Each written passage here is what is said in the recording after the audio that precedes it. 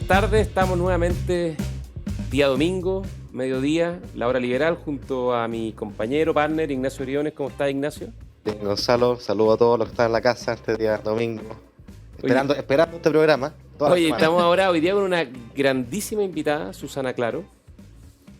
Susana Claro, ingeniera civil industrial, doctorada en Economía de la Educación en Stanford, magíster en Educación de Harvard, cofundadora de Enseña Chile, profesora de la Escuela de Gobierno de la Católica, entre las 100 mujeres líderes 2019 y 2020, directora de Comunidad Mujer y sobre todo quizás el tema más que nos convoca, muy experta en los temas de educación. Susana, bienvenida, ¿cómo estás? Muchas gracias por la invitación, un honor estar acá. Bueno, Susana, gracias por venir, por aceptar. Sí, no, gracias a ti. Expertos, eso sí, no existe experto en educación. ¿No? Yo creo, no. Estamos todo el tiempo descubriendo algo nuevo y no se acaba nunca, así que...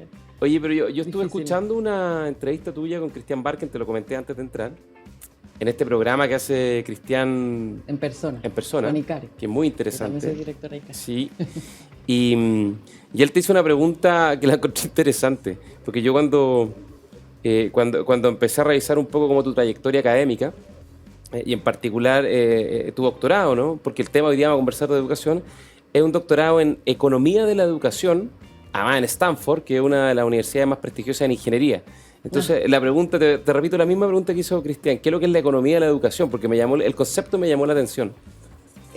Sí, a mí yo también me tomó tiempo entender lo que era. Lo que pasa es que en economía cuando tratan de estudiar temas usando herramientas que vienen de economía, pero que en verdad después aprendí vienen de medicina y vienen de otros lugares, le ponen economía de algo. Entonces, este programa parte en la Escuela de Educación, estudia junto con todas las personas que estudian educación, filosofía de la educación, sociología de la educación, pedagogía, pedagogía de matemáticas, etcétera. Estudiamos todos juntos y después en las especialidades pasamos a aprender cómo son los métodos de nuestra... Investigación. Claro, métodos de investigación. Entonces nosotros aprendimos a hacer análisis de datos, de econometría. Claro, econometría, análisis causal. Lo principal es ver dos cosas en el fondo. Aprender a analizar mucha cantidad de datos, ya que ahora necesitamos una habilidad especial para poder manejar tantos datos, pero además hacer análisis causal de las políticas públicas en educación o de cualquier cosa que queremos saber. ¿Esto tiene algún efecto realmente, esta estrategia que estoy aplicando en la sala de clase? ¿Le está yendo bien porque los estudiantes tienen apoyo en la casa o es porque esta estrategia está cambiando un poco cómo están aprendiendo? Entonces, estas herramientas te permiten identificar el efecto de esas cosas. Ya, pero en el fondo lo tuyo un doctorado en educación, pero con herramientas de las ciencias sociales. De hecho, se llama doctorado en educación y la mención es en economía se llama ¿cómo es? Sí. Philosophy of Education, es el Doctor of Philosophy of Education. Oye, con Ignacio estábamos hablando antes del programa, ¿no? Cuando preparamos la pauta y nos hacíamos una pregunta que es como la pregunta del millón que todos se hacen. Porque la educación fue un tema muy fuerte en el debate público en Chile en la década de los 90, en la década de los 2000, ¿no? Pero a partir de fines de la década del 2000 y a comienzo de la década del 2000, yo diría hasta el 2012, 2013, fue un tema muy presente, ¿no? Uh-huh. Pero poco a poco se empezó a apagar y empezaron a dominar la agenda pública, empezó a ser dominada por otros temas, ¿no? Entonces, ¿cuál es tu impresión? ¿Qué es lo que ha pasado? Que el tema de la calidad de la educación, que el tema del aula, que el tema de la sala de clase, hoy día está prácticamente ausente el debate. No sé, Ignacio, también... Yo un complemento a la pregunta, porque en realidad yo creo que el tema de la educación ha seguido vigente en la parrilla política, pero cambió el eje, cambió el foco. Lo que estaba presente desde 2010 es la educación universitaria, la gratuidad, ahora la condonación del CAE, y lo que hemos perdido el foco es la educación preescolar y escolar, donde sabemos que ahí están las brechas de desigualdad y los aprendizajes que no se cierran más y los aprendizajes fundamentales. Para cada individuo y familia. ¿Cuál es tu mirada a lo que ha pasado con la educación preescolar y escolar? Digamos, volviémonos de la universitaria por un rato y vamos al... Eso. Sí, bueno, la verdad que en el fondo he visto cómo ha cambiado, sobre todo en la encuesta CEP. Educación estaba número 1 en esas épocas que tú dices, porque es verdad que eso fue más o menos el tiempo que yo me metí en el tema, en educación, y después ahora tenéis pensiones, va cambiando, turnándose con seguridad, ¿cierto? Salud, educación, siempre está dentro de los primeros 4, pero antes era el número 1 por lejos y eso desapareció, y la verdad que el por qué no porque no es que hayan parado las movilizaciones y los paros y las tomas, sino Tampoco es que hicimos la pega como país, claro, resolvimos todos los temas. Se resolvió. Sí. Entonces es una buena pregunta, sobre todo ahora que tenemos estamos gobernados por quienes lideraron esa preocupación en un minuto y pedían más atención a educación de calidad. Entonces yo por un lado no lo encuentro tan malo. Lo encuentro malo solo por el presupuesto, ¿cierto? Porque a la hora de asignar el presupuesto ahora, el año pasado no le dieron nada de educación nuevo, y este año también estamos ahí que hay que pedir más presupuesto, pues ahí para que lo converse el exministro de Hacienda, hablemos de eso. Pero lo bueno es que entonces ya no se convierte tanto en un botín político y se puede empezar a trabajar con más profundidad en el tema. Y la preocupación, este dilema que tienen las conversaciones de políticas en educación, que se entrampa en cosas estructurales o cosas que son a veces más botín de educación versus pensar en el aprendizaje, en la sala de clase, en ese tipo de cosas, generalmente pasa, porque hablar sobre el aprendizaje no es tan político, no es tan sexy y la gente como que se aburre, entonces tienden a llevar la cancha, la pelota a otras canchas. Y yo creo que lo bueno de estar un poquito más abajo es que ojalá ahora nos podamos concentrar en el aprendizaje, como por ejemplo la lectura. Oye, pero tú contabas en tu recorrido formativo que tú te especializaste en los datos, para poder leer los datos, saber qué funciona, qué no funciona, comparar, medir. Uh-huh. Y claro, la medición o los datos son siempre un tema sensible en todas las áreas, pero pareciera ser que en educación saca ronchas para algunos. Y yo siento al menos, no sé cómo lo ves tú, que hemos vivido una transición hacia ir limitando cada vez más el uso de datos por razones más bien ideológicas que técnicas.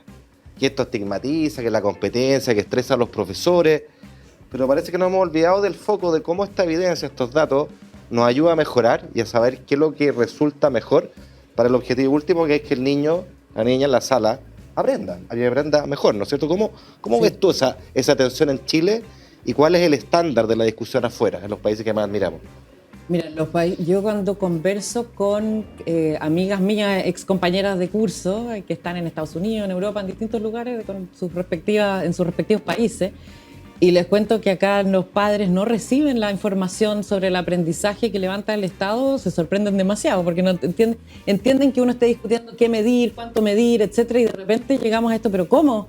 Nadie tiene información sobre el CIMSE, por ejemplo. Los padres no saben el CIMSE. Acuérdate, paréntesis, que los semáforos. El ministro de Educación quería terminar, o sea, hubo un intento por terminar con el CIMSE hace poco. No, y de hecho en el primer gobierno... Lo arregló, menos mal. Oye, en el primer gobierno del expresidente Piñera, cuando Joaquín Lavín era ministro de Educación, quiso traspasar, quizás no es la forma, quizás se pasó un poco de rosca, digamos, pero ahí se armó un debate que fue tremendo. Sí. Esto es distinto que lo que yo digo, porque por un lado es tú saber cómo está el establecimiento y que la información te sirva para gestión. Y el Estado, el gobierno de turno y el Estado de Chile es su deber estar garantizando que haya educación de calidad en las distintas salas de clase, y para eso necesita saberlo con algún tipo de información. Por supuesto, no existe la medición ideal, entonces tenemos que como contentarnos con lo mejor que tenemos, y que si todas las restricciones o limitaciones que tiene cierta medición nos sirve para tener algo que sea de beneficio del estudiante y poder reaccionar de alguna manera a esta información. Esa es una cosa, usarla para la gestión, la mejora del sistema, etc. Pero otras son los apoderados, que el apoderado sepa de su hijo, de su estudiante, cómo le está yendo, y no solo saber que siempre el promedio de notas de las salas de clases de Chile es un 5.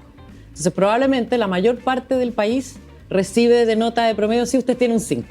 Pero cuando tú miras el CIMSE, ese 5 en algunos sectores socioeconómicos significa en realidad un 3 y un 7. Un 2, claro, y en otros lados un 6 y un 7. Entonces, el padre no tiene cómo saber realmente qué es lo que está pasando con su sala de clase, con su estudiante. Claro, de hecho, un 5 en un colegio, un 6 en un colegio puede tener nada que ver con un 5 un 6 en otro colegio. Y recién ¿cómo se dice? Se sorprende cuando dan la PSU, el típico clásico caso que contaba Felipe Berrío de esta estudiante que estaban todos felices, va a dar la PSU, tiene promedio casi 7, siempre ha sido la mejor alumna de este establecimiento, y llega a dar la PSU y tiene puras estrellitas. Y nunca en su vida había tenido ninguna señal de que no estaba en el nivel adecuado para... Eso es muy heavy, ¿eh? Nosotros en Horizontal, que es el centro de estudio que yo cofundé, tú también estás en el directorio, con los datos públicos, agarramos las notas de todos los estudiantes y los resultados en la PAES de lectura, por ejemplo. Y uno esperaría que hubiera una correlación clara entre cuando tú tienes un 6.5, un 6.6, claro, un 7, que te vaya también en los máximos puntajos de la PAES. Eso es lo que uno esperaría. Pues no, tú encuentras un montón de alumnos, un montón, pero un montón, estamos hablando de decenas de miles, que tienen un 6.5, un 6.4, un 6.6, un 7, y tienen puntaje por debajo de 500 puntos en la PAES. O sea, eso es una gran estafa para ese niño, porque durante 4 años le hiciste creer que era bueno, y enfrentado a la realidad, les va como el forro. Eso es... Ya, pero eso yo creo que tiene... A ver, hay varias explicaciones, y eso es un poco lo que yo quería preguntarte, Susana, y ponerlo en la discusión, ¿no? En la década de los 2000, del 2010 también, había un tema, puede haber sido mucho, no lo sé, pero había un tema con las mediciones estandarizadas, con las distintas pruebas que se aplican, la publicación, de ahí, bueno, quizás se darían cosas que son menos virtuosas, no los rankings de colegio, pero el CIMSE, la PSU, la evolución, las tendencias, la PISA, TIMSS, todas las pruebas nacionales e internacionales, era un tema que era relevante en el debate público y perdió relevancia. Bueno, porque en Chile han pasado además muchas otras cosas en todos estos años. Sí, pues y como que el foco, a mi juicio, de la discusión pública en educación se fue de la sala de clase. Como que la sala de clase perdió prioridad. De hecho, si uno lo piensa, ¿cuál fue la última gran reforma en Chile en materia de calidad de la educación? 2007-2008, ¿no? Que es cuando se crea la Agencia de la Calidad y la Superintendencia de Educación. 2011 se crea, pero... Los profesores. Sí, pero igual la ley de inclusión tiene sus cosas negativas, pero también es súper importante. Pero si uno piensa en la sala de clase, no sé, por lo menos quizás desde afuera, tú eres la experta, digamos, pero desde afuera da la impresión de que hay menos tensión en el sentido virtuoso de la palabra. Cuando uno habla de la sala de clase... Claro, sobre la importancia que le asigna la política, las políticas públicas, a mejorar la convivencia, los aprendizajes y la calidad del proceso educativo. Bueno, eso es lo que ahora debiera estar uniendo al país y tiene convocado al Consejo de la Reactivación, donde está Ignacio, que en el fondo es, veamos la sala de clase. Y cuando tú empiezas realmente a querer resolver el problema del aprendizaje, del desarrollo, de la asistencia, necesitas datos. Y generalmente nadie se complica con tener datos de asistencia. Y uno es esencial y nos ponemos felices cuando mejora la asistencia, aunque seguimos peores que el 2019, ha mejorado la asistencia y es un poco un ánimo de seguir, etc. Nosotros en la parte de matemática y lenguaje, que son 2 habilidades basales, esenciales, habilitantes para el resto del desarrollo, también para el bienestar emocional, para entenderte a ti mismo, poder comunicarte, son esenciales para la convivencia, el lenguaje y la lectura. No nos atrevemos a medir y ahí hay un poquito más de resistencia, pero no es tanto como lo que a veces ha parecido ser. Yo creo que hay mucho más consenso en que sí es súper importante la lectura. Yo creo que hay harto consenso en que después de esta discusión que hubo y que el Consejo Nacional de Educación ratifica que sí nos vamos a quedar con el CIMSE y vamos a seguir evaluándolo, aplicándolo, etcétera, como que se van relajando, se van soltando nudos y yo creo que estuvo en duda, digamos, en algún momento. Claro, estuvo en duda, se conversó, está bien discutirlo. El problema es cuando ya lo discutimos demasiado seguido, porque esta reforma que tú dices del 2008, donde salieron las manos alzadas, la presidenta, la ministra de Educación... Que ahora se pusieron de moda los acuerdos de nuevo. claro, eso es lo que pasó, se pusieron de nuevo de moda. Estaban de moda y entonces... Sí. Pero ese acuerdo se... creó todo este sistema que tiene que haber aplicación de mediciones, tiene que haber una reacción de parte del Estado si es que no están andando bien en algunas situaciones, tomando en cuenta el contexto en el que el desafío que está viviendo cada escuela, etcétera. Está firmado por un montón de personas que ahora están cuestionando lo mismo, sin que ni siquiera hayamos terminado de evaluar y de mirar la política completa. Entonces, también tenemos que ser un poquito más consecuentes con ir avanzando y no seguir revisando siempre todo el tiempo para atrás. Como ojalá... Partiendo de cero, ¿ah? Claro. Oye, Ignacio, tú estás en el Consejo de la Reactivación Educacional, que para que la gente que nos escucha y nos ve lo sepa, es un consejo convocado por el gobierno, transversal, para recuperar la agenda de la calidad y recuperar la asistencia, disminuir las brechas. Este es un consejo que lanzó el presidente de la República, el presidente Boric, con el ministro de Educación Ávila, en enero de este año, y convocó a 23 personas de distintos ámbitos. Está el rector de la Universidad Católica, el rector de la Universidad de Chile, hay sostenedores, profesores, Oye, hay súper importante, académicos. están representantes del Congreso, Exactamente. representantes de las municipalidades, de los gobernadores, tiene súper buen... Claro, yo creo que estoy ahí por el catete con este tema. Siempre me preocupa mucho el terremoto educacional, bautizamos lo que pasó por el cierre de escuelas. Y de alguna manera creo que el terremoto educacional, la catástrofe de que Chile haya sido los países del mundo que más tiempo tuvo cerradas sus escuelas, por decisiones de los adultos, el colegio, profesores. Perdón, eso que se dice que Chile fue de los países que más tiempo tuvo cerrar la escuela, ¿es el que más? ¿Está medido? ¿Hay un ranking? Uno de los está que en más el está top medido. 10, top Sí, 10. está en el top Somos 10. top Está 10, como sí. 10, 11 por ahí. Lamentable adelante- ranking, digamos. Lamentable, Terrible. no, una responsabilidad Los de adelante completa. son casi todos Sudamérica, menos ponte tu Uruguay, que está mucho más abajo en el ranking. No, o sea, porque la dicen- embarramos y acuérdate tú que el ministro de Educación Figueroa quería abrir los colegios y se lo puso todo el mundo. No, lo acusaron Lo constitucionalmente. acusaron constitucionalmente, la oposición cristiana, el colegio profesor. Entonces, bueno, pero eso ya fue. La pregunta es cómo tú lo arreglas. Y creo que esto es una buena oportunidad para volver al tema de Susana. O sea, la educación, yo siempre digo, a mí me cuesta pensar en una cuestión más importante de un país, más estructural que la educación. Sobre todo cuando sabes que tienes un problema y que tienes un terremoto hoy día por el cierre de escuelas. Y sin embargo, este es un tema que ha ido desapareciendo, que está capturado por la agenda política. Es como que se politizó, o es de izquierda o de derecha, cuando en realidad debería ser ir para adelante, pensar en los niños de Chile, tener un sueño. Como tú tienes una educación que nivele hacia arriba, que asegure un piso de oportunidades razonablemente parejo para todos, a sabiendas que en Chile tenemos una educación en 2 niveles, esa es la verdad, y es tremendamente inmoral que así No, sea. mucho más de 2.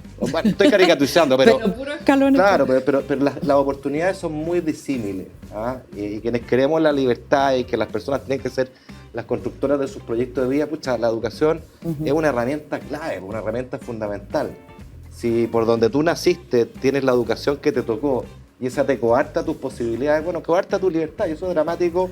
Yo creo que eso es una razón suficiente para poner esto en el centro de las prioridades, pensar en una educación pública en el sentido amplio, estatal y en particular subvencionada, a eso me refiero con público, que sea de excelencia, que no tenga nada que envidiar a la educación pagada. ¿Por qué no nos ponemos de acuerdo en eso? Yo, al menos, es lo que me motiva.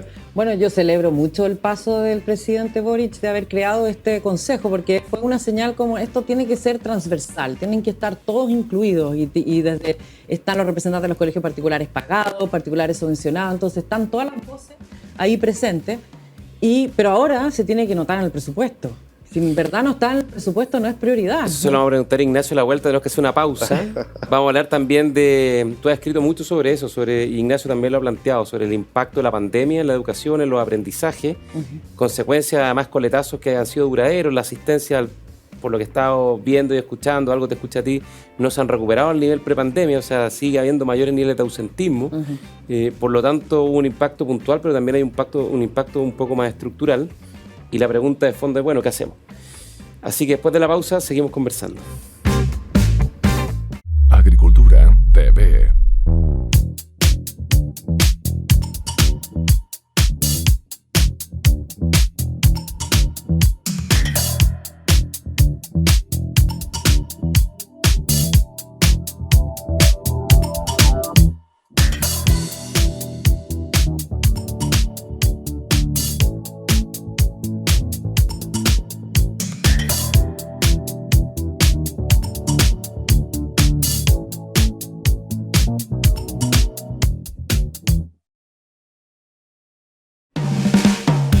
Seguimos en la hora liberal.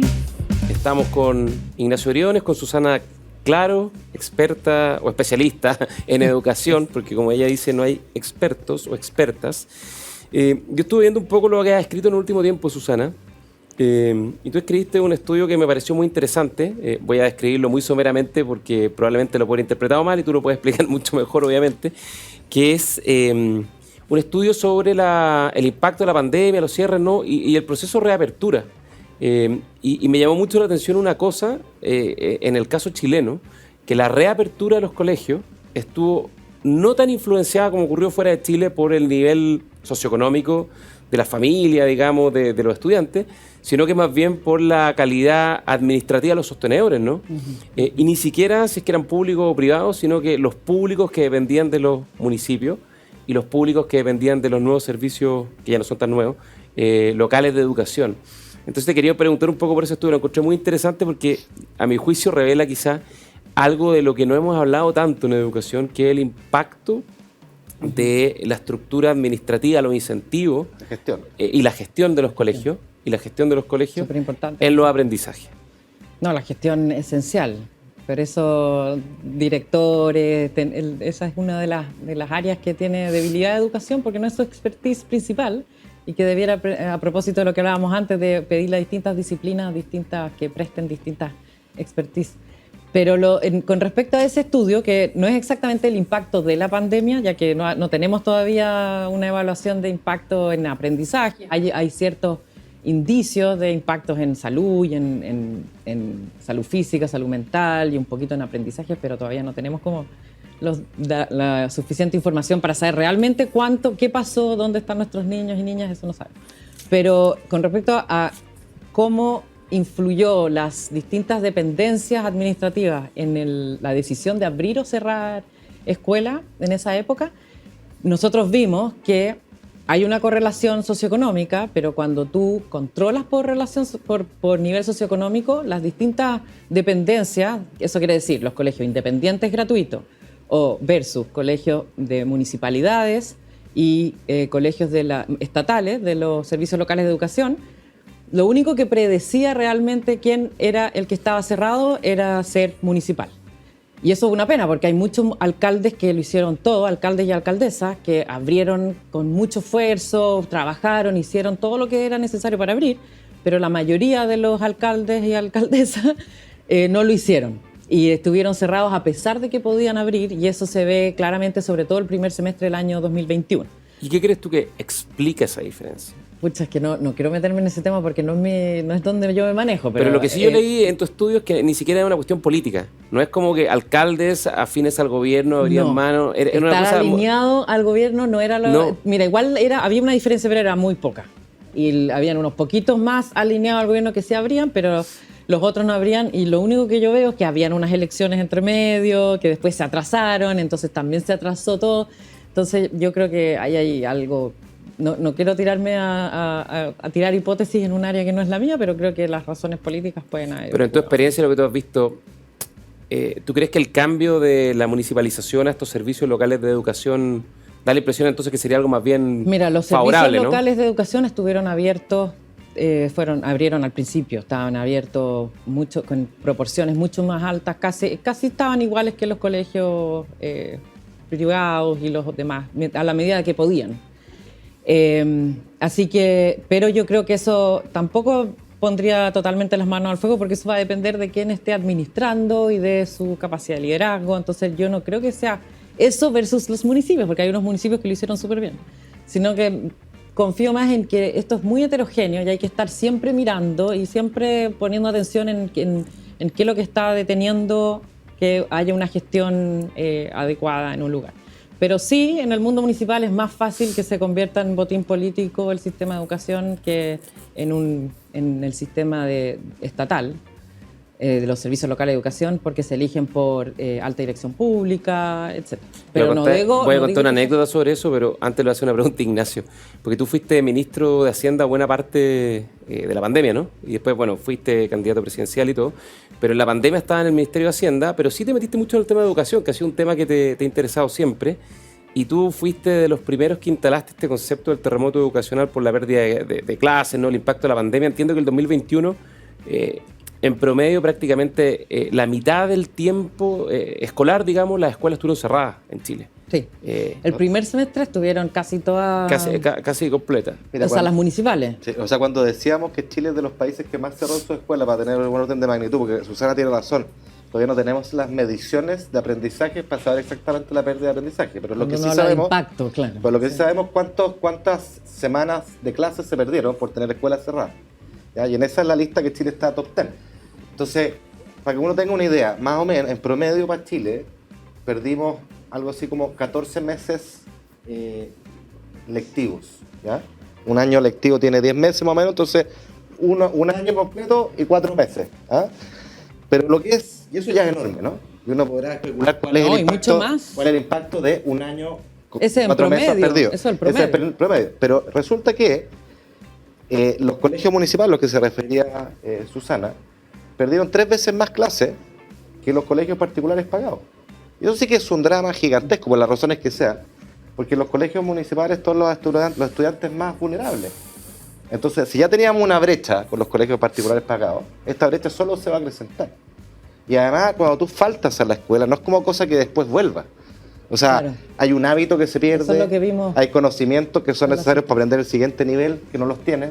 Entonces, este efecto es acumulativo y es dramático. Por eso nosotros acuñamos el terremoto educacional, porque además cuando tú revisas la literatura, el impacto de esta cuestión es bien gigante. Hay un impacto estructural, ¿no? Es un impacto un poco más permanente. Es un impacto, a ver, yo lo primero siempre digo, lo más importante no perder de vista, aquí estamos hablando de la vida y los proyectos vitales de millones de niños. Y si tú les dejas un hoyo que no arregla, ese hoyo nos acompaña para siempre. Después uno puede pasar a consideraciones más utilitarias, esto es una consideración de justicia, moral, si tú quieres. Hay consideraciones más utilitarias que son económicas. Cualquiera entiende que un país que tiene un hoyo y un forado educacional, eso va a repercutir en la productividad, la capacidad de ese país de desarrollarse, ¿no es cierto? Hay una frustración que se va a expresar en malestar social. Si esos cabros que les dejaste, les cerraste el colegio, si después tú no haces nada para recuperarlo, con justa razón te van a decir, ustedes me cerraron el colegio y después me abandonaron. ¿De qué me están hablando? Entonces, ¿Tú hablaste alguna vez de que esa frustración iba a transformarse? Es dramático el concepto, ¿no? En una fábrica de overoles blancos. Claro, pues puede ser una fábrica de overoles blancos. O sea, tú no puedes... Ya fuimos unos irresponsables de cerrar los colegios. Pero ojo, o sea, irresponsable. Ojo que ahora es nuestra responsabilidad arreglar el pastel lo más posible. Espera, un liceo con overoles blancos adentro es aún mucho más fábrica de overoles blancos todavía. O sea, yo creo que se replica. Porque tenías al estudiante de séptimo básico mirando así, a los de cuarto medio solucionando sus problemas con una medida de acción de una manera, y el ser humano la forma más eficiente de aprender es copiando. Sí. Y lo que tú haces es crear una norma donde esa es la única manera que ven como resolución de conflictos, como para mejorar su calidad de vida a través de ponerse en ese sistema. Entonces, yo quiero ahí como decir que eso es aún más urgente todavía, sin sacarle a lo urgente que es reaccionar y tratar de mitigar todo lo que vayamos a ese tema, porque claro, ese tema... No, es que estemos. Oye, yo quería, antes de ir a ese tema, vamos al tiro de ese tema, es que yo quería contar una anécdota que me tocó ir personalmente, porque cuando partió la pandemia yo estaba en el Ministerio del Interior y la relación con los alcaldes fue muy conflictiva, por las razones que sean, ¿no? Pero yo... Da lo mismo, ya no soy ministro, así que tengo más libertad para hablar. Creo que en buena medida, y esto independiente del color político, tenía mucho que ver con el afán de figuración que muchos alcaldes tenían. Algo él hizo Susana más elegantemente, porque venían elecciones municipales muy pronto y se jugaban su reelección. Y tú sabes que cuando se empezó a discutir el cierre de las escuelas, los guaripolas de cerrarlas, y querían cerrarlas, fue una reunión que tuvimos un día sábado, querían cerrarla el día lunes siguiente, eran los alcaldes. Y el ministro de Salud, Jaime Mañalich, me acuerdo desesperable, les decía a todos y no lo escuchaban, les decía, oye, pero por lo menos terminemos los esquemas de vacunación para las campañas de invierno, organicemos las raciones de la JUNAEP. Son millones de estudiantes que su alimentación dependen de... Y no, se cierra la escuela. Incluso algunos alcaldes irresponsablemente salieron argumentando que estaban salvando, que obvio, sí, yo entiendo que había una preocupación sanitaria, pero tú podías programar o por último tratar de no imponer la decisión. Exacto. Sobre todo que habían pocos contagios en una parte del país, pero todo el resto del país no había llegado a ningún caso. Oye, es que había muchos fiebramientos, uno se acuerda, Gonzalo y yo no recuerdo. Acuérdense que había promotores de hacer de hibernar. Sí. ¿Se acuerdan usted? De cerrar, ponerlo en una cápsula. Se llama espacio público, un centro de estudio. Es bueno ser en la accountability. Un colega de mi escuela de gobierno, que es Eduardo Urraca, experto en estas enfermedades contagiosas y todo, dice que es muy extremo. Lo más extremo que puede hacer alguien como reacción a una crisis sanitaria de este tipo es cerrar la escuela, porque desarmas toda la sociedad, todo el reloj, y además el lugar donde están seguros. Más protegidos, más bien resguardados. Y es muy fácil cerrar, pero muy difícil abrir, que fue lo que vimos. Oye, Susana, ¿y se sabe, o quizás tú también, Ignacio, se sabe el impacto de este cierre excesivo de las escuelas en Chile en los aprendizajes, en la calidad de vida, en la salud mental? Mira, hay esfuerzos, pero no hay algo así como lo vamos a tener ahora, con el CIMSE vamos a ver el CIMSE en unas semanas. Pero no tenemos más conocimiento que eso. Sabemos lo que sí con la asistencia, por ejemplo, que sí hay relación entre asistencia y tiempos cerrados que tuvieron los estudiantes, que es un estudio que está haciendo la Josefa Aguirre, Que tiene mucho que ver con lo que tú decís. Tú vas perdiendo los hábitos, perdís también la valoración de la escuela, entonces mientras más tiempo estáis fuera de ese hábito, más difícil te toma después recuperarlo, valorarlo, y lo vimos durante todo el año pasado, que lo difícil que fue recuperar a los estudiantes y a las salas de clase de la familia. Y lo más interesante también es que hay muchos temas de salud, etcétera, pero vemos que la asistencia baja 10 puntos porcentuales los viernes, que es un dato de la Fundación Presente. Eso se parece al teletrabajo en las oficinas que claro, los viernes están todos vacíos hoy día. Entonces, pero esto realmente es una falta de valoración al final. Muchos casos pueden ser casos importantes, además que se requiere ir al médico para tener la licencia, te dan la licencia por 5 días, ya, todo eso. Pero ahí está este otro tema y por eso también es tan importante, un punto que yo sé que Ignacio lo ha mencionado siempre, de no romper la continuidad de las escuelas. Yo sé que hay veces que hay cosas que están fuera del poder de las municipalidades y cierran una escuela, y lo hemos visto este año por distintas razones, pero aún si es que cierran debe mantenerse la continuidad, aunque sea online. Le mantenís el hábito, y ahora lo que estamos viendo es que hay escuelas cerradas, algunas en paro, otras en no sé qué, y no están teniendo ni siquiera continuidad de aprendizaje online. Entonces, esa como convicción de lo importante que es la continuidad y no romperla por nada del mundo, yo creo que todavía no ha quedado tan consolidada en el sistema. ¿Ustedes, Ignacio, en Horizontal han cuantificado? Bueno, es lo que yo te decía, estos 14 meses en promedio, con esta dispersión que es mucho más fuerte el daño en las escuelas municipales, los niveles socioeconómicos más bajos y menos los más acomodados, y por lo tanto, de ahí uno puede especular si es 1-1, ¿cuánto aprendizaje perdiste? Pero a lo mejor no es 1-1, quizás es más que 1-1 o quizás menos que 1-1. Claro, hay estimaciones de lo que te afecta un día cerrado. Claro, lo vamos a ver ahora, digamos, pero no cabe duda que es un daño gigantesco, eso sí que lo sabemos, y para algunos es más que gigantesco. Y una cosa que decía Susana, que yo creo que es súper importante, hay una necesidad importantísima de concientización, no solo del deber de enviar a los niños a la escuela, pase lo que pase, sino que también que como país le tomemos el peso a que cuando una escuela cierra, un niño no va, eso tiene efectos permanentes. O sea, no es como que, oye, no vaya esta semana si no pasa nada, si me quedan todavía 40 semanas de clase. No, eso tiene un efecto permanente. Pero eso hay que educarlo, porque es contraintuitivo, ¿te fijas? Y las señales que hemos dado, particularmente durante la pandemia, que acá, no, que este discurso simplón, de que la salud a toda costa es lo primero, yo voy a hacer impopular lo que digo, por lo tanto, cerremos las escuelas, esa cosa binaria, dicotómica, porque el mundo no es así, y la vida real no es así, entrega el mensaje de ante cualquier problema, y lo veíamos en el consejo. Hay gente que decía, mira, niños con una pequeña tos, los padres no los mandan al colegio.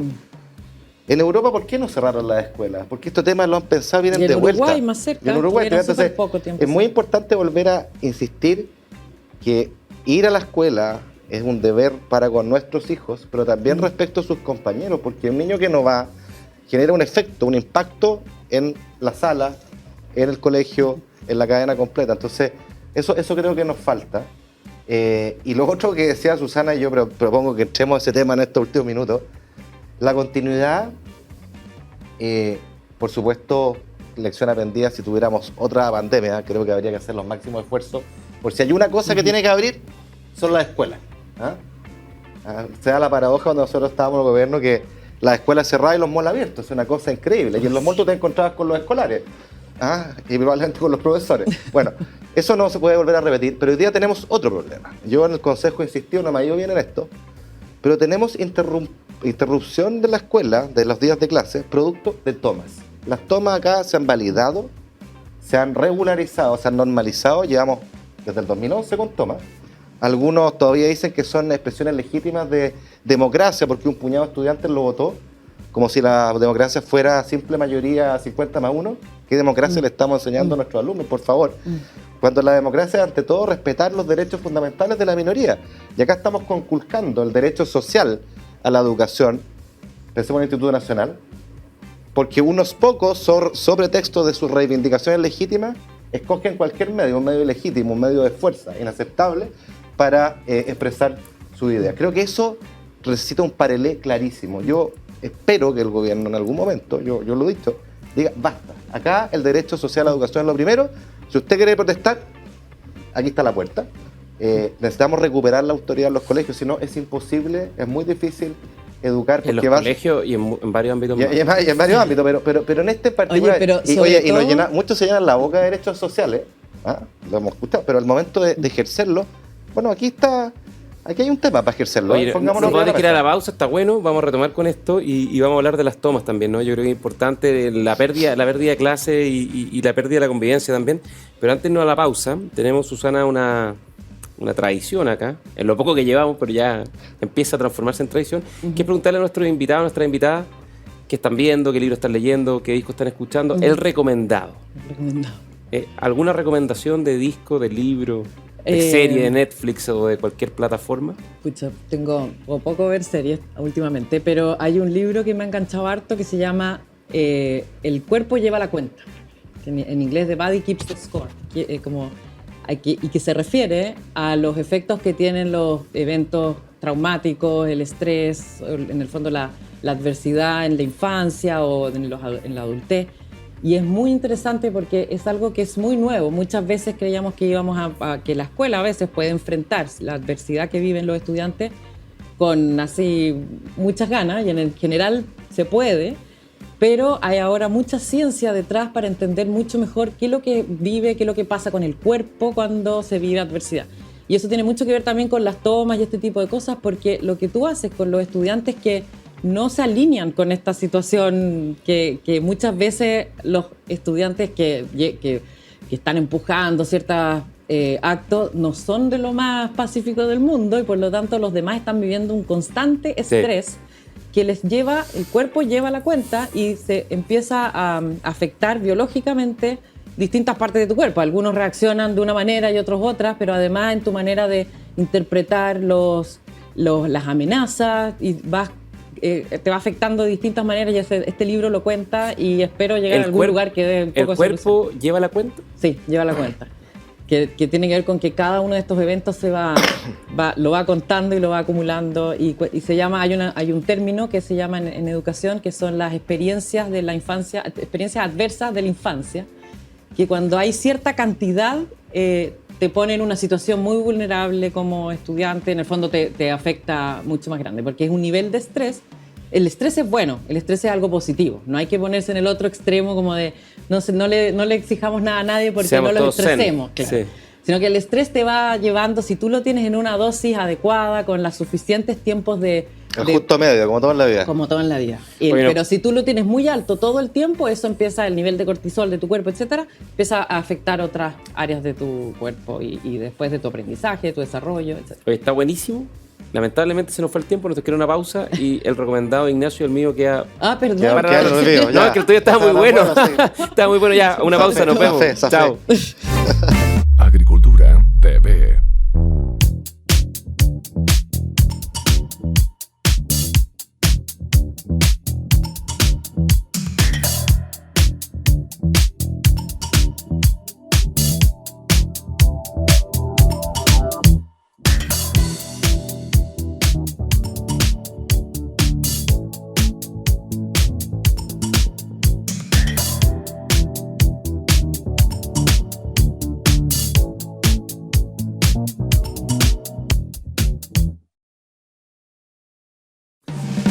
Seguimos con la hora liberal con Ignacio Brión y con nuestra invitada estelar Susana Claro. Oye, una pregunta, no le voy a decir si la vieron, porque fue un poco larga, pero sí al menos si la siguieron. ¿Siguieron la cuenta pública del presidente Boric y sobre todo los temas y anuncios de educación? ¿Sí? Tengo que decir eso que nos faltó en el bloque anterior. Él sí mandó varios mensajes de que la violencia y estas manifestaciones más agresivas no eran la manera de realizar. ¿En la cuenta sí? Sí, varios. ¿Y qué te parecieron los anuncios en educación? Bueno, mi primera preocupación es que ¿dónde está el presupuesto? Porque no priorizó, lo primero que dijo, habló de la reactivación como primera prioridad, etcétera, pero cada vez que habló de financiamiento se iba para otros temas y lo que yo estoy temiendo es que educación no va a tener el financiamiento para la reactivación en este presupuesto, y creo que eso tenemos que estar, si no hay cómo. Yo creo que lo bueno, digamos, desde el punto de vista de la educación, el tema del Plan Nacional de Reactivación, la disminución del ausentismo, pero lo malo es que viene también con otros dos anuncios muy discutibles y que valen mucha plata. Ignacio lo sabe bien, ¿no? que insistir, además amarrado a la reforma tributaria, en la condonación del CAE. Hay que terminar el CAE, pero la condonación del CAE es una cuestión mucho más discutible y hay mejores fórmulas. Y también el pago de la deuda histórica de los profesores, que es una cuestión además también... Se negoció eso en la época de la ministra Adriana del Piano. Hoy día lo estuvo comentando, que se conversó, se encontraron soluciones, entonces ahora se está volviendo a sacar. Y además que, o sea, realmente significa que si hay una reforma tributaria no va a haber plata para reactivación, se va a un hoyo negro. Claro, no es para la calidad de la educación, no es para la primera infancia, para cuestiones muy discutibles. Y lo otro, no sé, Susana y Ignacio también, anunciaron que el presidente Boric anunció que iba a presentar un proyecto de ley para mejorar el sistema de aseguramiento de la calidad, y mencionó algo que me pareció bien discutible, que es que hoy día los colegios que sistemáticamente salen mal evaluados tienen que cerrar, en español, ¿no? Pierden el reconocimiento oficial. No se ha hecho nunca hasta ahora. Que no se ha hecho nunca, y él anunció que va a mandar un proyecto de ley para que no pierdan el reconocimiento oficial, entendiendo lo difícil que es la medida. A mí por lo menos me parece bien discutible, no sé qué opinan ustedes. Mira, en esto, ese es el sistema de aseguramiento de la calidad. Para los que no saben cómo funciona, se observa, se evalúan los distintos establecimientos, se conocen sus resultados, se revisa para cada escuela cuál es el resultado que esa escuela puede lograr dado su sector socioeconómico. O sea, se hace alta consideración al contexto, y cada escuela tiene su propia meta, que tiene que ver con una fórmula, un estudio que se hizo en 2016, y se fija entonces para cada contexto socioeconómico cuál debiera ser el mínimo, ni siquiera el promedio. O sea, hay el mínimo que debe alcanzar cada escuela para estar dentro del 88% de escuelas de ese sector que están funcionando mejor. Entonces, a pesar de que hayan 88 escuelas mejor, si tú estás peor que eso, entonces este sistema de aseguramiento de la calidad gatilla una acción del Estado. ¿Y cuál es la primera acción que gatilla? Es el apoyo del gobierno. Le dice al Mineduc, anda a apoyar a estas escuelas, que inicialmente fueron como 300, de 6.000, o sea, era 12% del sistema escolar. Estas son las escuelas que, dado su sistema, su contexto socioeconómico y sus desafíos, están mucho peor que todas las demás. Entonces, ese mensaje para el Ministerio de Educación se repite por 4 años seguidos y esa escuela no mejora. Entonces, al año siguiente, oye, esta escuela todavía está bajo su propia meta. No hay acá una competencia ni una comparación, sino que es una comparación con consigo mismo. Claro, con un estándar que se fija en 2016 y dice, todavía no ha mejorado contra eso, sigue apoyándola, haz algo. Y uno esperaría que ahí el Mineduc haga otra cosa, no sé. Y lo mismo por 4 años. Si al 5º año esa escuela todavía no ha mejorado, entonces la Agencia de la Calidad de Educación se ve en la obligación de primero avisar a los apoderados, y si al año siguiente no ha mejorado la escuela, ya vamos con el 6º año, ya perdí la cuenta, y ahí va y le da esta información a la Superintendencia de la Educación. La Superintendencia tiene la obligación de resguardar el derecho a educación de todos los estudiantes, y entonces dice, ¿saben qué? Esta escuela no está cumpliendo con este deber que le concedió el Ministerio le encargó, le hizo un mandato de dar cierto nivel de educación, no lo logró, entonces le quitamos este reconocimiento. Eso es lo que dice la ley.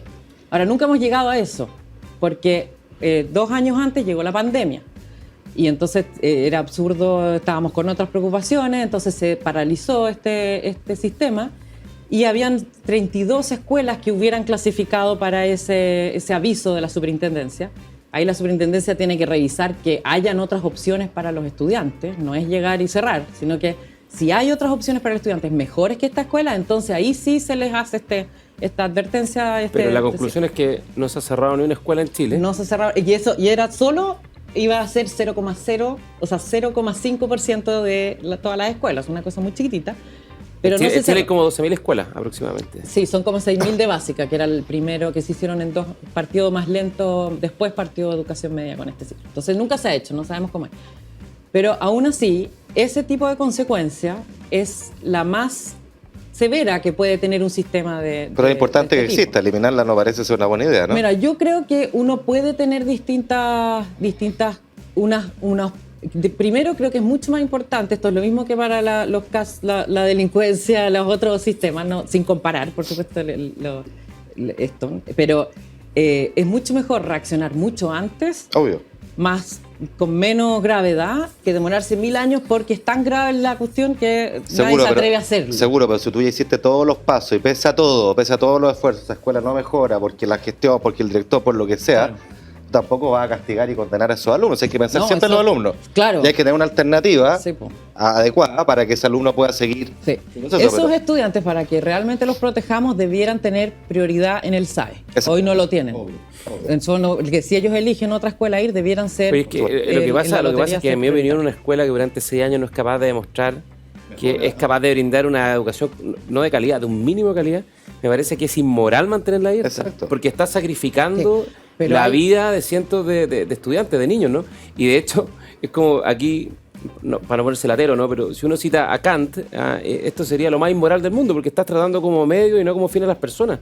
Porque en el fondo lo que estás privilegiando es la continuidad del establecimiento, la fuente laboral de los Continuidad profesores, laboral sostenedores, y no y continuidad no del el proyecto de vida de esos estudiantes que están condenados, digamos, y reciben una mala educación. Es que yo creo que es el medio del asunto. Yo vuelvo al debate educacional que a veces se politiza tanto y que yo invitaría a poner a los niños al centro, eso es lo único que debe importarnos. Lo demás es en función de un objetivo de aprendizaje, de formación, de virtudes cívicas de ese alumnado. Ahí deberían poner siempre la atención. Ese es el objetivo neurálgico. Por eso, respecto a la cuenta pública del presidente, ¿Qué te pareció? yo me quedé con gusto poco, fíjate, porque es cierto Querían que más horas. Más es cierto que mencionó la recuperación educativa y que estaba en la primera, secuencialmente fue la primera del tema de educación, pero yo no sentí que fuera la primera prioridad. A mí me hubiera encantado un mensaje de que esta es la prioridad nacional Es que al final. primerísima ya en te- materia educacional, porque lo dice en primer lugar, dice lo que se ha hecho, pero no dice lo mucho que nos falta por hacer, no dice lo de los recursos, y enseguida tenemos el CAE y los profesores, que son miles de millones de dólares. Entonces, ¿en qué quedamos? ¿Qué es lo que vamos a priorizar? Si yo tuviera que poner los miles de millones de dólares que son siempre escasos, no están ahí, No hay, bueno, claro. que no están, ¿no? La prioridad tiene que ser esto. Y yo concuerdo con Susana y lo discutimos hoy día en el Consejo. Yo como viceministro de Hacienda conozco el tema y hago un poquito de abogado del diablo en la cuestión. Yo he insistido mucho que esta cuestión sin recursos, lo que propongamos como Consejo, va a ser letra muerta. Acá hay que crear un fondo extra presupuestario en el próximo presupuesto, que no es permanente, sino que es como cuando hay un terremoto, pues. Uno crea un fondo para la reconstrucción, bueno, un fondo para la reconstrucción educativa, eso tiene que estar, porque los hechos tienen que conversar con los números, con los recursos, si no, Sí, pues. es música. ¿Dónde pones la inversión? Por supuesto. Oye, mi hija mayor está en segundo medio, perdón que haga una cita autorreferente, siempre de mal gusto, pero ayer me hizo una pregunta que me dejó un poco marcando ocupado y se las quería transmitir especialmente a Susana, que sabe mucho esto.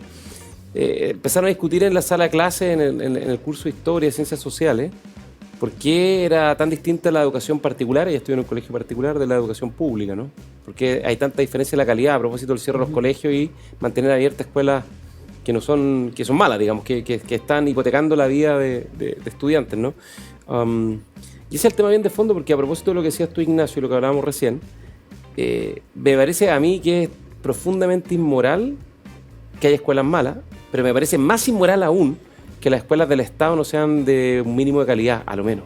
Porque el Estado, tanto se ha discutido el rol del Estado, ¿no? El que debe garantizar. Y como claro, además es una garantía fundamental, a propósito de la propuesta de los expertos ahora en la nueva Constitución, el Estado, si algo hace o cumple un rol en educación y en salud, ¿no? Y se discute mucho el rol, y lo que hace hoy día lamentablemente hay excepciones, porque es malo generalizar. Entonces, este es un tema que ha estado presente hace mucho tiempo y no hay caso. Sí. Y todo lo contrario, lo que uno ve es el ojo deterioro de que- las escuelas públicas. Que igual tú puedes tener otras opciones a cerrar. O sea, quizás debiera ser algo que lo revise. Son 32 escuelas. Lo podría revisar el Consejo Nacional de Educación caso a caso. Porque hay algunas que quizás el edificio es mejor que siga siendo una escuela y cambies el sostenedor o cambies el equipo, pero antes. O sea, si es que la gente se va a atrever más a reaccionar antes, entonces vale la pena hacer cosas. No hay un rango, un espectro de posibles reacciones que tú puedes tener. Entonces puedes tener un menú. Claro, pero más allá del cierre, tiene un menú. más allá del cierre de la escuela, ¿cómo hacemos para cortar la brecha entre los colegios Claro. particulares, No, y digamos? una son política. O sea, al Esa es la final, pregunta. la política al final, si tú quieres mejorar, llevar a la excelencia, tenés que estar pensando en la sala de clase y en el aprendizaje. Ya, pero tú, Susana, si tú fueras presidenta de Chile, que no es descartable. O ministra de Educación. Claro, pues, O ministra de Educación. Esta es mi ¿Cuál lista. es la o la, yo sé que no es para la plata, pero cuál es la o las políticas que tú crees que son más urgentes para elevar el nivel de la calidad de la educación en general y en particular de las escuelas públicas y los colegios emblemáticos que hemos visto que hoy día en verdad es una situación muy triste? Bueno, yo me iría primero más abajo, a educación básica. Como primera prioridad tenemos un mandato del sistema de educación que no hemos cumplido más de 160 años, que fue más o menos en 1860, creo que fue. El presidente Montt. La ley de instrucción primaria que hace obligatorio hasta cuarto básico y tenía 3 objetivos: enseñar a leer y escribir, matemática y los sistemas de medición, etcétera, y moral, ética, religión. Pero ese objetivo tan simple, solo 3, no lo hemos logrado cumplir en 160 años, que es enseñar a leer a todos los niños de una generación. Que sabemos, ya tenemos la solución técnica de enseñar a leer en un curso, por muy adversidad que hayan vivido, etcétera. Hay muchas escuelas que logran que todos sus estudiantes aprendan a leer antes de pasar a tercero básico o incluso antes de pasar a segundo básico. ¿Y esas escuelas cómo lo hacen? ¿Qué hace la diferencia entre los que Bueno, aprenden a leer y los que no aprenden? Ahí podemos entrar, porque ya es súper técnico, que tiene que ver con estar midiendo constantemente, saber dónde están tus estudiantes para reaccionar muy rápido y no esperar a final de año a darte cuenta que no aprendió a leer, sino que Y que los padres sepan que tu hijo no aprendió a leer. Los leer. apoderados súper involucrados, si es que está atrasado el primero que sabe, no le llega al 5, que está bien, sino que le llega una señal como cómo ayudarlo, ¿cierto? Pues a leer en las tardes, si como padre hay muchos que no saben leer, entonces puedes jugar con la caja de cereal, con las letras de la C de cereal, no sé, lo que sea. Pero hoy, o sea, lo que sabemos hacer en escala de sala de clase o de red de escolar, como Belén Educa, etcétera, lo logran, no lo sabemos hacer a nivel nacional. Entonces, este es un problema que ya está resuelto técnicamente, pero no lo hemos sabido llevar a escala en 160. Entonces, ese desafío, si no sabemos hacer eso, es muy poco creíble que sepamos hacer cualquier otra cosa, que es mucho más difícil. O sea, cuando seas presidenta, tu primera medida, o ministra de Educación, Primera. Plan Nacional de Lectura, Política Pública. Tú, Ignacio, eres tutor de un programa de tutoría de aprendizaje de lectura, ¿no? Claro, porque el Mineduc justamente Está es un plan de tutoría nacional. Que lo que es un tutor es una persona que sepa, que tenga su educación completa, que tenga ganas y que quiere ir a apoyar a alumnos con desventaja en materia de lectoescritora una vez a la semana durante 3 meses. Y uno se inscribe con la página, los invito a hacerlo. La meta eran 20.000 tutores, creo que van 16.000, yo me inscribí. Por supuesto, uno tiene que poner la acción donde pone la boca. Lo había inscrito antes también en otra fundación. ¿Y en qué consiste en concreto? Yo todavía no he empezado. Me van a decir ahora qué niño me toca, de qué región, si es en Santiago. Hay un programa de capacitación, pero mira, básicamente es el 1.0 que hizo Susana. Tú requieres que un alumno de básica sepa leer. Si no sabe eso, no sabe nada para adelante, porque la educación es acumulativa y secuencial. Si tú no tienes esa habilidad, hay otras habilidades que son imposibles de formar, y además la lectura no solo es leer, sino que es desarrollo cognitivo, es relacionamiento de cosas, es imaginación, o sea, es un convivencia. Claro, entonces la idea es apoyar para que ese niño que tiene un rezago pueda mejorar y llegar a nivel. Esa es la idea, es externalizar, es como ser una especie de pseudo profe. Es un apoyo, en el fondo, más que el trabajo que haría el profe, el trabajo que haría un apoderado en su hogar, claro, es apoyarlo en la es acompañar a la familia a complementar el trabajo escolar. Y hay coordinación. Oye, buenísimo, entonces hay que invitar a todos los que nos escuchan a sumarse, porque faltan tutores todavía. Sí, falta la idea de escalar este plan, y yo siempre los invito porque esto se necesita, y en vez de que estemos... Eso se llama Letras Libres, ¿no? Esa es una de las fundaciones. Yo estoy lo genial de este modelo del Mineduc es que está colaborando con muchas fundaciones que hacen esto. Entonces el Mineduc coordina y ayuda a las fundaciones a encontrar las necesidades, pero son las fundaciones las que ejecutan. Entonces, la Fundación Letra Libre se especializa en lectura en los más chicos. Así es. La Fundación Conectado Aprendo. En Letras Libres. Invitemos a todos a inscribirse, porque somos re buenos para legar, siempre dar lecciones, pero es el momento de pasar a la acción. Oye, nos pilló la hora, nos pilló el tiempo, pasa demasiado rápido y yo le prometí a nuestra invitada que tenía al final del programa 1 minuto de confianza o 30 segundos por lo que nos queda para decir Creo lo que que le ya- plazca. Ya pasamos el minuto, pero aproveché de dar mi mensaje que más me importaba, que era el de la lectura como primera prioridad, que se conecta con bienestar emocional, con Muy bien. calidad de vida. y, Reiteramos por la supuesto, invitación a con- todos a inscribirse entonces en estos planes de tutoría de lectura. Ignacio, ¿tú quieres? Yo estaba tan entretenido como voy a cambiar de tema, pero uno que también es lo que yo soy como economista. Esta semana tuvimos malos números de crecimiento, la economía vuelve a retroceder, son 7 meses de caída del IMASEC, que es una medida de la actividad económica. Y estamos en un año justo, un año duro. Mi preocupación es que el desempleo tampoco mostró buenos números. En el último trimestre el sector privado formal creó 0 empleo. Y por lo tanto lo que va a seguir pasando es aumento del desempleo y aumento de la informalidad. Ambos son problemáticos. Y por lo tanto creo que esto releva el desafío fundamental de poner en la agenda el crecimiento con mucha fuerza. Empleo y crecimiento Y viene, tienen que estar ahí. viene ausente en la cuenta. Viene ausente en la cuenta, sí. Oye, yo para terminar y despedirme, yo no puedo dejar de mencionar un estudio, un paper que publicó nuestro buen amigo Sebastián Soto, vicepresidente del Consejo de Expertos, ¿no? En el CEP, Estudios Públicos. Lo más grande Se llama La violencia y su comprensión en los debates en la Cámara de Diputados tras el 18 de octubre. Mira el nombre. La violencia y su comprensión en los debates en la Cámara de Diputados de Chile tras el 18 de octubre. Lo leí, salió ayer en talleres, lo encontré... Es como sociológico, pasó de No, abogado a- perdí una cosa que es muy relevante, que muestra con claridad, no necesariamente cómo se justificó la violencia, pero sí cómo se conectó o cómo hasta cierto punto se validó en los discursos parlamentarios, en particular de ciertos sectores de una izquierda más radicalizada, Hubiera sido muy distinta la historia si porque la violencia, lo único que diputados sabemos es que en hubieran democracia no cabe. No cabe. sabe. Ninguna Me parece un buen estudio, interesante, invito a todos a leerlo y nos vemos la próxima semana. Susana, muchas gracias. Muchas gracias a Ignacio, ustedes, un que tengan gusto. un buen fin de semana, buen domingo. Chao.